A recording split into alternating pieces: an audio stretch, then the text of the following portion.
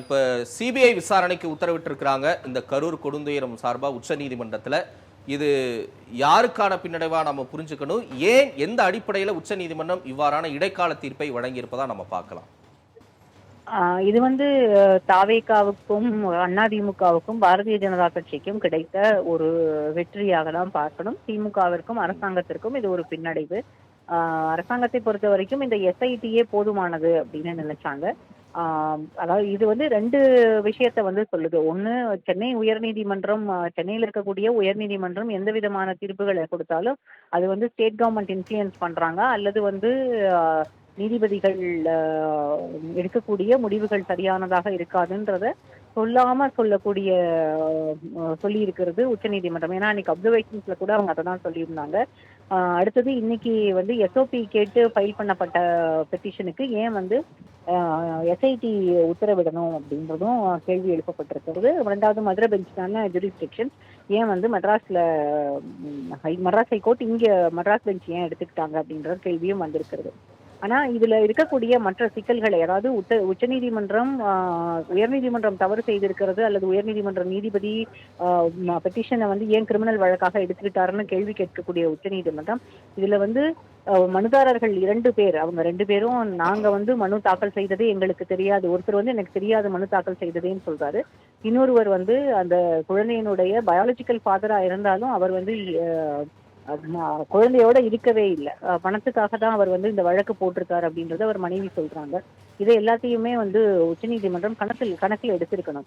இந்த இடைக்கால தீர்ப்பு மற்ற வழக்குகளுக்கெல்லாம் இவ்வளவு வேகமாக ஒரு இன்ட்ரிம் ஆர்டர் வர்றது கிடையாது. அப்போ இந்த இடைக்கால ஆர்டர் வர்றதுக்கான ரீசனே வந்து இதுல வந்து நிறைய பொலிட்டிக்கல் இன்ஃப்ளூயன்சஸ் இருக்கு அப்படின்றத புரிஞ்சுக்கணும். பாரதிய ஜனதா கட்சியும் அதிமுகவும் தாவைக்காவை விட அதிகமாக தங்களுக்கு இதுல ஒரு லாபம் கிடைக்க வேண்டும் என்பதை ரொம்ப தொடர்ந்து அவங்க வந்து அதை செஞ்சுக்கிட்டு இருக்காங்கன்றது. லட்சுமி, ஒரு சின்ன குறுக்கீடு. இதுல பொலிட்டிக்கல் இன்ஃப்ளூயன்ஸ்ன்றீங்க, நீதிமன்ற நடைமுறையில என்ன பொலிட்டிக்கல் இன்ஃப்ளூயன்ஸ் இருக்கக்கூடும் நீங்க நினைக்கிறீங்க? நீதிமன்ற நடைமுறையில பொலிட்டிக்கல் இன்ஃப்ளூயன்ஸ் இருக்குன்னு நான் சொல்ல வரல. பொலிட்டிக்கல் இன்ஃப்ளூயன்ஸ்ன்றது இந்த அதாவது இந்த பராஜ் ஆஃப் பெட்டிஷன், மெத்தட் இந்த மேட்னஸ் தான் சொல்றேன். இவ்வளவு வழக்குகள் போடப்பட்டிருக்கு, அதாவது இத்தனை பெட்டிஷன்ஸ் ஃபைல் பண்ணப்பட்டிருக்கு, அதுக்கு பிறகு அதுல எடுத்த நடவடிக்கைகள் அதை வேகமாக உச்சநீதிமன்றம் பரிசீலித்தது. ரெண்டாவது, இன்ட்ரிம் ஆர்டர் இவ்வளவு வேகமா இன்ட்ரிம் ஆர்டர் கொடுத்தது. அந்த பெட்டிஷனர்ஸ் வந்து எங்களுக்கு தெரியாமலேயே வழக்கு பதியப்பட்டிருக்குது இன்னைக்கு காலையில ரெப்ரசென்ட் பண்ணியிருக்காங்க.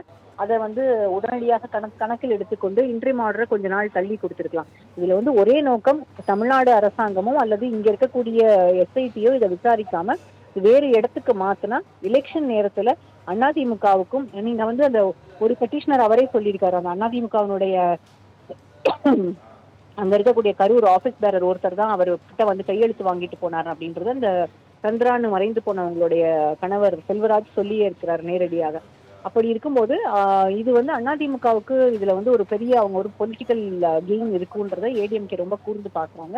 அதனாலதான் அவர் தொடர்ந்து எடப்பாடி பழனிசாமி தாவேகா எங்களோட வந்துட்டாங்க, கொடி பறக்குது, இதெல்லாம் சொல்றது. இதை வந்து நீங்க அரசியலோடு சேர்த்து பார்க்காமல் தனியாக வெறும் உச்சநீதிமன்ற தீர்ப்பாக மட்டுமே இதை பார்க்க முடியாது.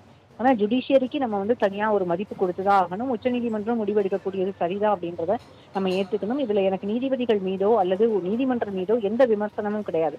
இதுல இந்த மெத்தட தான் நான் சொல்றேன். எப்படி இவ்வளவு பெட்டிஷன்ஸ் ஃபைல் பண்ணப்பட்டது, அவங்களுக்கு இந்த பெட்டிஷனர்ஸ்க்கு அவங்க ஹையர் பண்ண லாயர்ஸ், அவங்க கொடுக்கக்கூடிய ஃபீஸ், இது எல்லாத்தையும் சேர்த்து பார்க்கும்போது இதுல பொலிட்டிக்கல் இன்ஃப்ளூயன்ஸ் இருக்குன்றதை தான் நம்ம புரிஞ்சுக்கிறோம்.